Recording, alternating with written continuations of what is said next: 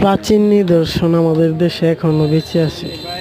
দেখেন কি সুন্দরভাবে কুয়া থেকে পানি তুলতেছি, পরে এই পানি আবার আমরাই নিজেরা খাচ্ছি। কত সুন্দর দৃশ্য,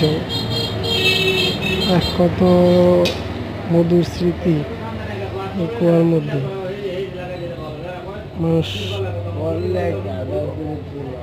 ফ্রেশ পানি এই কুয়া থেকে তুলে খায়, আমরাও খেলাম। অনেক ভালো লাগলো জিনিসটা দেখে, অনেক সুন্দর।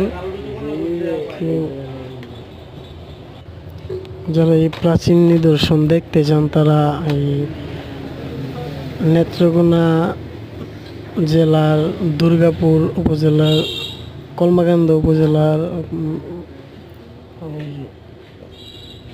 পাঁচগাঁও